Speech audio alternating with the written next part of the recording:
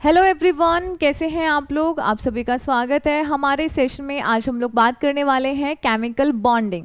Last session में हम लोगों ने वैलेंसी के बारे में डिस्कस किया था। वैलेंसी यानी कि संयोजकता क्या है और आप किसी भी एलिमेंट की संयोजकता को कैसे फाइंड आउट करते हैं। ये क्वेश्चंस ये टॉपिक हमने डिस्कस किया था और इससे भी आपके क्वेश्चंस बनते हैं। अगर आपने वीडियो को लाइक नहीं किया था सो प्लीज़ आप लाइक और शेयर ज़रूर किया करें, ताकि जितना भी ये जो भी क्लासेस हैं उनका बेनिफिट आपके दूसरे जो फ्रेंड्स हैं, दोस्त हैं, उनको भी मिलता रहे। ठीक है, तो आज के सेशन को हम स्टार्ट करते हैं और बात करते हैं केमिकल बॉन्डिंग क्या है।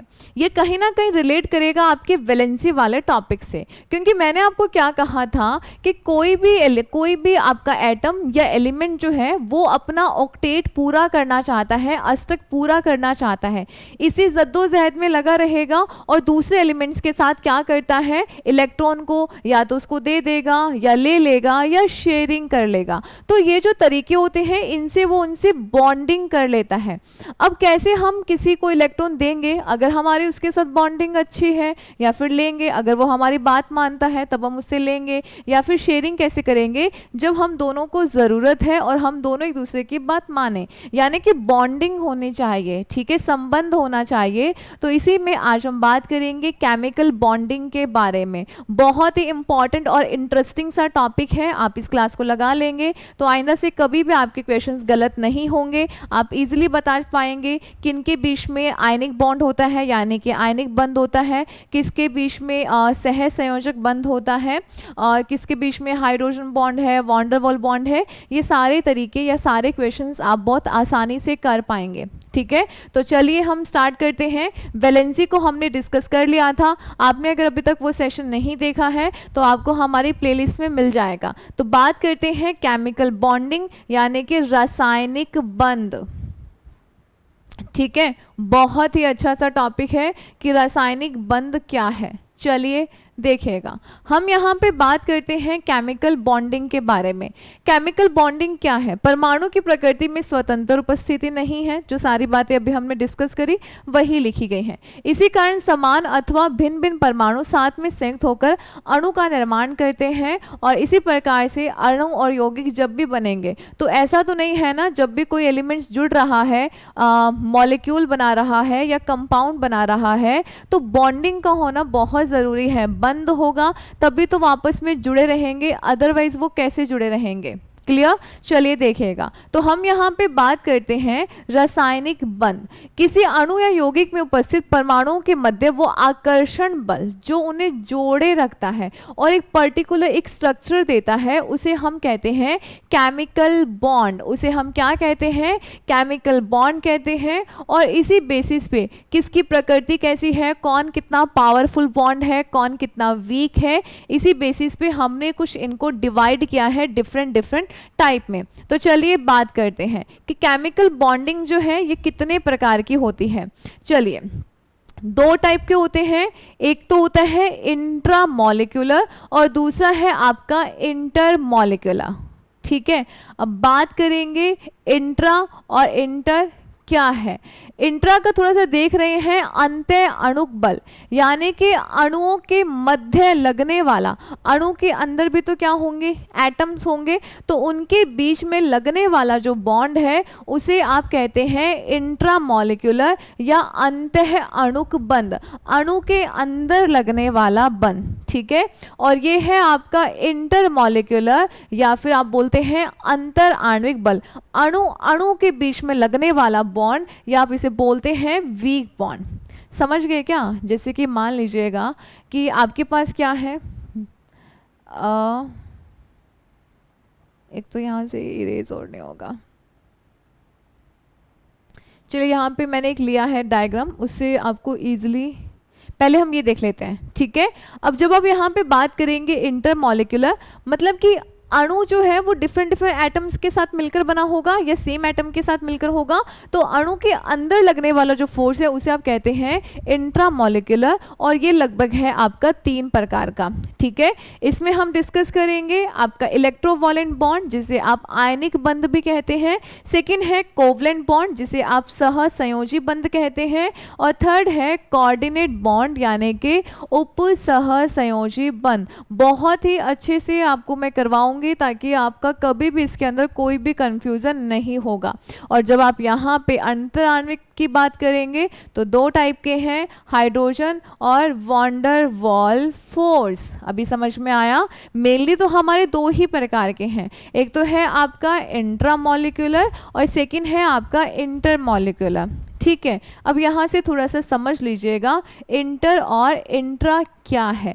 जैसे कि मैंने आपको बोला था, इंट्रा यानी कि अंतः अणुक बंध, अणु के ही मध्य लगने वाला बंध, अणु के अंदर की तरफ लगने वाला बंध। जैसे कि ये क्या है, तो ये है आपका पानी। ठीक है, इस पानी के अंदर ये आपका है हाइड्रोजन और ये है आपके पास ऑक्सीजन।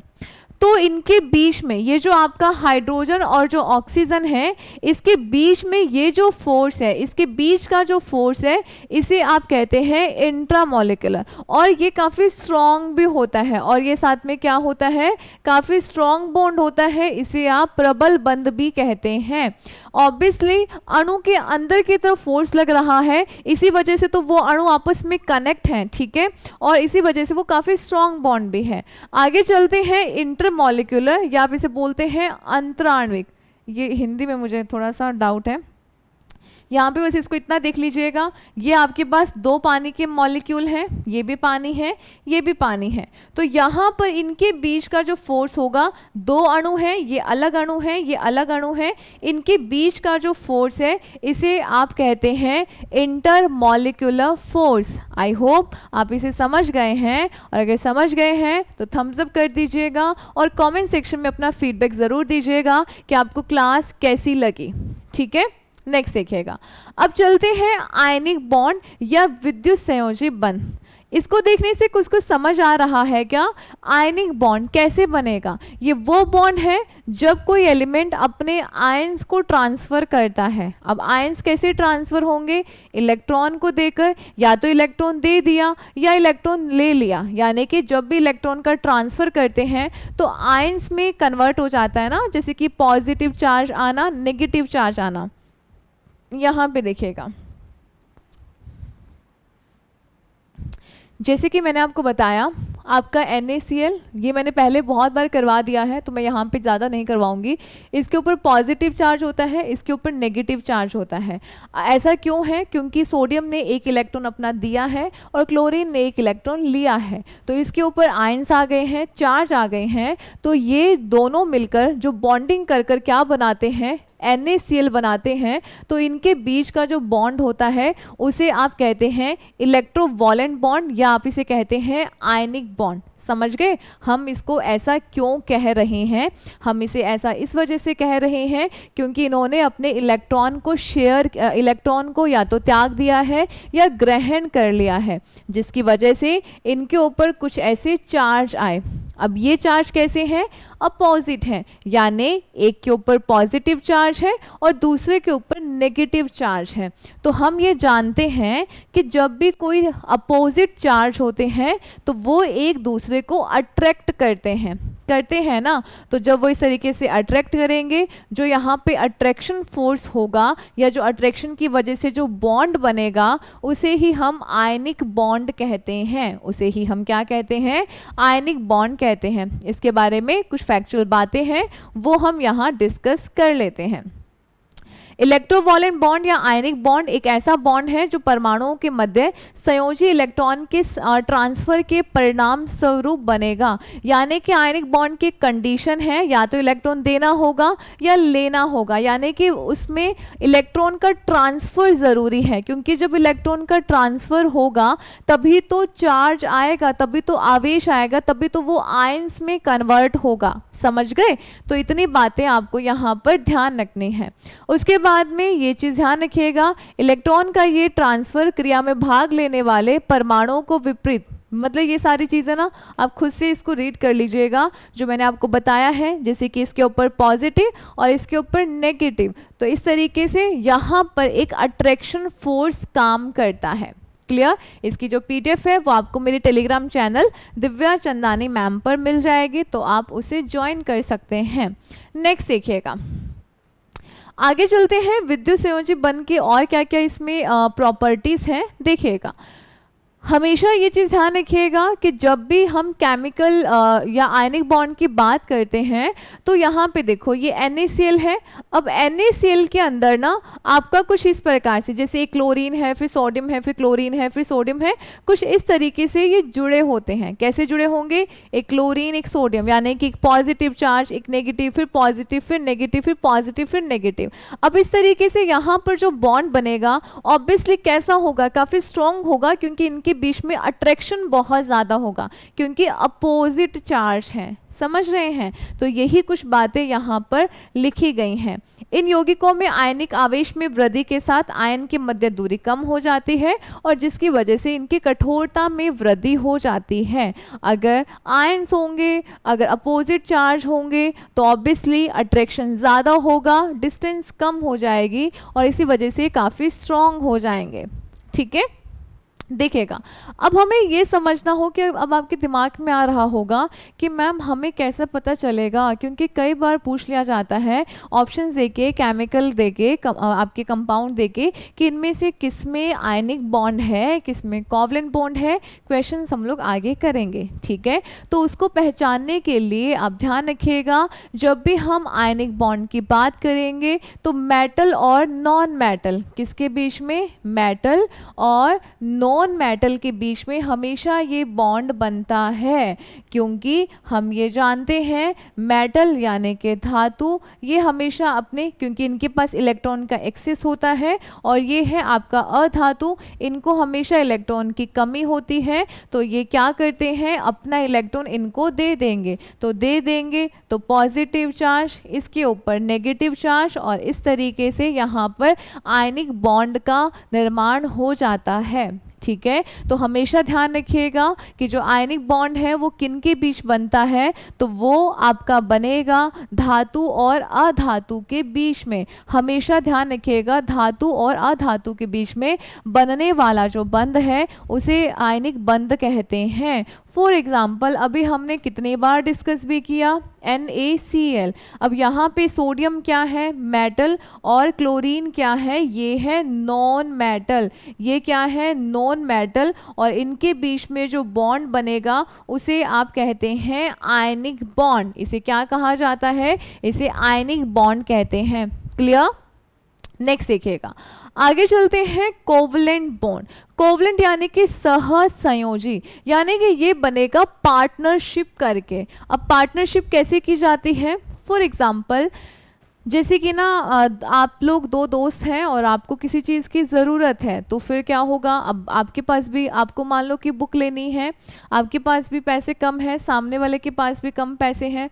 मान लो कि कोई 600 की बुक आएगी, आपके पास 300, उसके पास 300, तो फिर क्या होगा कि आप लोग ऐसे करेंगे कि अब 300 पूरे दे दिए तो आपके पास क्या बचेंगे? नहीं बचेंगे ना, तो आप तो बिल्कुल ही काम से चले जाओगे। तो फिर दोनों दोस्त सोचते हैं कि क्यों ना हमें बुक लेनी है तो हम दोनों अपने पैसे मिला देना, 300 तुम मिला दो, 300 मैं मिला दूँ, टोटल 600 की बुक है, हम एक ही बुक ले आते हैं, जब तुम्हें ज़रूरत हो तो तुम पढ़ लेना और मुझे ज़रूरत होगी तो मैं पढ़ लूँगा।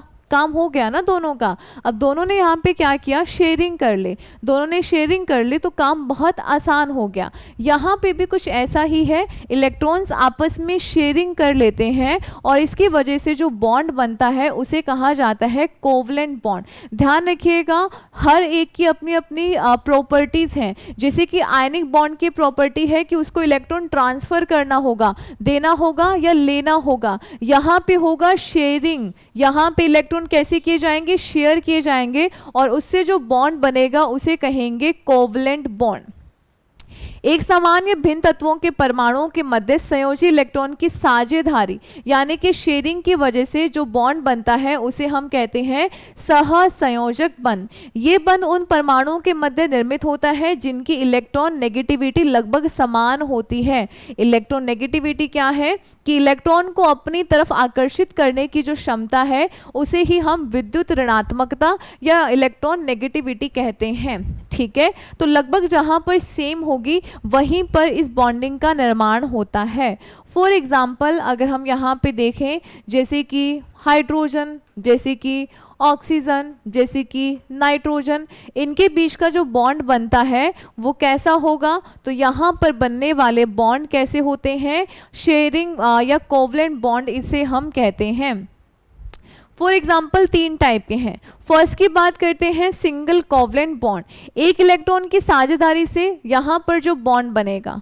फॉर एग्जाम्पल क्लोरीन, या यहाँ पे एग्जाम्पल हाइड्रोजन भी हो सकता है। ठीक है, कैसे?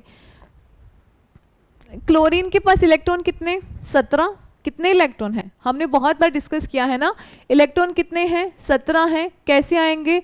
2, 8 और 7। कितना चाहिए? एक और चाहिए। ऐसे ही दूसरा क्लोरीन होगा, उसे भी एक और चाहिए। तो दोनों क्लोरीन मिल जाते हैं, कहते हैं कि हम दोनों भाई भाई है ना, चलो बहन बहन बनाते हैं। बहन बहन है, ठीक है, तो तुम एक मेरा यूज़ कर लो और मैं तुम्हारा यूज़ कर लो ना। बहन ऐसे करती है ना, कभी कोई चीज़ शेयर कर लिया या भाई शेयर कर लेते हैं, तो फिर क्या होता है कि शेयरिंग कर ली, क्योंकि मुझे भी ज़रूरत है, मेरे पास है नहीं, तुम्हें भी ज़रूरत है, तुम्हारे पास भी नहीं है, तो क्यों ना हम शेयरिंग कर ले और हम दोनों का काम हो जाएगा। इस प्रकार से यहाँ पे एक ही इलेक्ट्रॉन की ज़रूरत थी, इसी वजह से यहाँ पर जो बॉन्ड बनेगा उसे कहते हैं सिंगल कोवलेंट बॉन्ड। अब ऐसे ही जब आप यहाँ पर हाइड्रोजन की बात करेंगे, ठीक है, अब हाइड्रोजन के पास भी कितना इलेक्ट्रॉन है?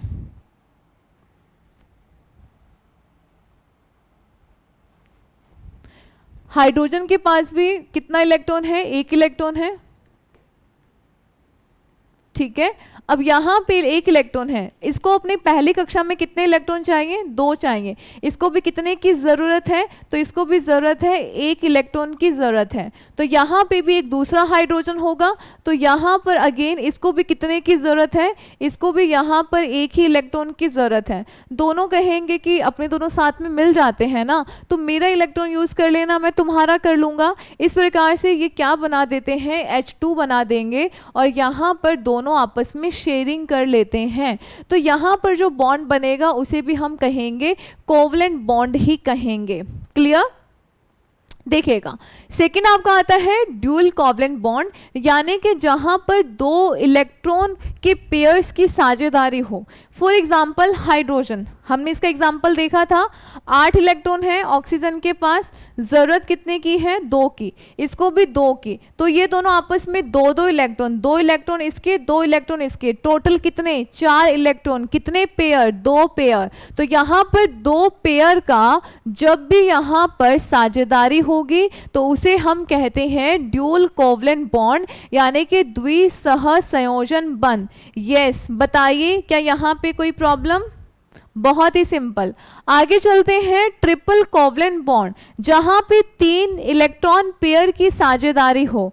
फॉर एग्जांपल नाइट्रोजन, नाइट्रोजन जो है ना, इसके पास कितने इलेक्ट्रॉन हैं? नाइट्रोजन के पास दिख रहा है ना, नाइट्रोजन के पास होते हैं 7 इलेक्ट्रॉन। डिवाइड करेंगे कक्षा में 2 और दूसरी में आएंगे 5। कितने चाहिए? 3 चाहिए। ऐसे ही दूसरा नाइट्रोजन भी है, उसको भी कितने चाहिए? 3 चाहिए। तो दोनों नाइट्रोजन आपस में शेयरिंग कर लेंगे 3-3 इलेक्ट्रॉन की, और 3-3, ये 3 अपने देगा, ये 3 अपने देगा, तो 3 और 3 6 पार्टिसिपेट करते हैं, तो हम बोलेंगे 3 पेयर। 3 पेयर यहाँ पे इलेक्ट्रॉन की साझेदारी होती है और इसे ही हम कहते हैं ट्रिपल कोवलेंट बॉन्ड। समझ गए? तो ये जो बॉन्ड है, अब आपके दिमाग में फिर से आ रहा होगा कि मैम कैसे पता चलेगा कि ये जो बॉन्ड है वो किन के बीच में बनेगा? जैसे कि आपने बताया था कि जो आयनिक बॉन्ड है वो तो मेटल्स और नॉन मेटल्स के बीच में बनेगा, तो हमें ये भी बता दो कि किसके बीच में बनेगा। तो ध्यान रखिएगा, ये जो बॉन्ड है वो बनता है नॉन मेटल के बीच में, यानी कि अधातु के बीच में जो बॉन्ड बनेगा उसे हम कहते हैं कोवलेंट बॉन्ड कहते हैं। जैसे कि आपने हाइड्रोजन देखा, नॉन मेटल है, ऑक्सीजन देखा, नॉन मेटल है, क्लोरीन देखा, नॉन मेटल है, नाइट्रोजन कैसा है? नॉन मेटल है। तो जहाँ पे शेयरिंग होगी वो सारी कौन सी होंगी? नॉन मेटल्स, और उनके बीच में जो बॉन्ड बनेगा उसे हम कहते हैं कोवलेंट बॉन्ड कहते हैं। क्या कहते हैं? कोवलेंट बॉन्ड कहेंगे, यानी कि अधातु के बीच में बनने वाला बंध, अधातु के बीच में जो बनने वाला बॉन्ड है उसे हम कहते हैं कोवलेंट बॉन्ड कहेंगे। यस बताइए, क्या यहाँ पे कोई प्रॉब्लम? इतनी बातें क्लियर हुई। आज हमने ये डिस्कस किया है आयनिक बॉन्ड कहाँ पर मिलेगा, किनके बीच में बनेगा और किसे हम कहते हैं आयनिक बॉन्ड। दूसरा हमने डिस्कस किया कोवलेंट बॉन्ड के बारे में। ठीक है, इतनी कुछ बातें हैं जो आपको ध्यान रखनी हैं। इस प्रकार से ये कोवलेंट बॉन्ड के कुछ एग्जांपल्स हैं जो हमने अभी डिस्कस किए थे। क्लियर? अब नेक्स्ट सेशन में हम लोग डिस्कस करेंगे आपका कोऑर्डिनेट बॉन्ड के बारे में। आई होप ये सेशन आपको अच्छा लगा हो। अच्छा लगा है तो लाइक शेयर ज़रूर कीजिएगा और चैनल को अभी तक सब्सक्राइब नहीं किया है तो सब्सक्राइब कर लीजिएगा और अपना फीडबैक ज़रूर कमेंट सेक्शन में देना है कि आपको ये क्लास कैसी लगी। ओके, टेक केयर, मिलते हैं नेक्स्ट सेशन में।